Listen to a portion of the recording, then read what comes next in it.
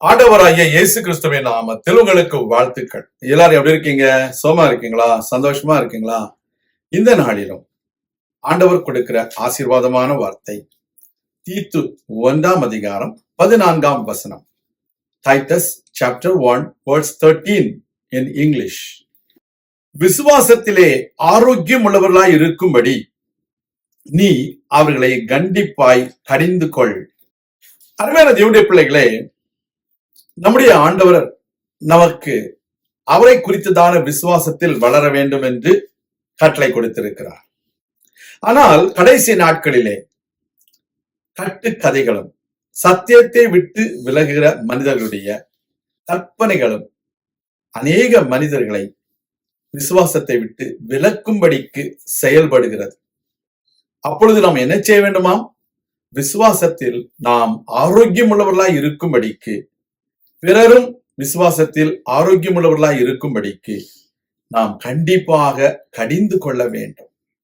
Dear children of God, during the last days, there are people who will turn the people of God from faith. They will tell you many myths and they will tell you many imaginatory stories so that your faith will be down. You will be turned away from faith. But we need to understand one. We need to rebuke those people sharply because they are turning others from their faith through their myths and imaginations and their stories. கடைசி நாட்களில் விசுவாசத்தை கவிழ்த்து போடும்படிக்கு அநேக கட்டுக்கதைகளை சொல்லுவார்கள், அநேக கற்பனைகளை சொல்லுவார்கள்.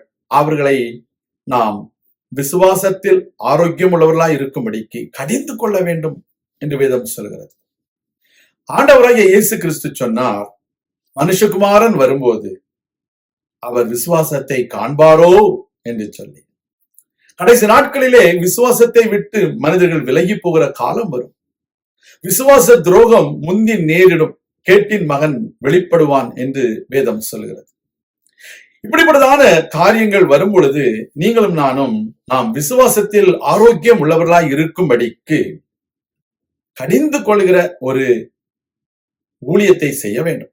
Dear children of God, there are many things will come against your faith, but you need to be stable in your faith. You need to be strong in your faith. You should not be toppled by many other people's myths and stories. We need to tell those people that they need to stand strong in their faith. That is what rebuking sharply. You should tell them, don't spread this kind of myths.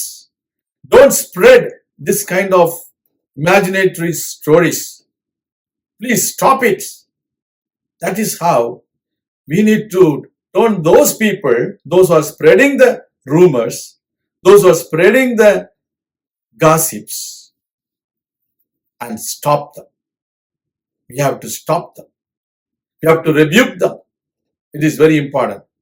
கர்த்தருடைய பிள்ளைகளே, விசுவாசத்தில் உங்களை கவிழ்த்து போடுகிற மனிதர்களை நீங்கள் கண்டிப்பாக கடிந்து கொள்ள வேண்டும். ஆண்டவர் உங்களோடு இருக்கிறார், உங்களை பலப்படுத்துவார். நான் உங்களுக்காக ஜெபிக்கிறேன். எங்கள் அன்பின் பரலோக பிதாவே, இந்த அருமையான வேளையில நாங்கள் விசுவாசத்தில் உறுதியாய் தரித்திருக்க உடைய வருகைக்கு நாங்கள் ஆயத்தமாக கர்த்தாவே எங்களுக்கு உதவி செய்திடணும். எல்லா தடைகளையும் மாற்றி போடும். நாங்கள் கட்டு கதைகளுக்கு கற்பனைகளுக்கு விலகி விசுவாசத்தில் உறுதியாய் இருக்க தேவனே எங்களுக்கு கிருபையை தார். அற்புதங்களையும் அடையாளங்களையும் செய்திருக்கும். இயேசு கிறிஸ்துவின் நாமத்தில் ஜெபிக்கிறோம் எங்கள் நல்ல பிதாவே, ஆமேன். கர்த்தர் தாமே உங்களை ஆசீர்வதிப்பாராக. ஆமேன்.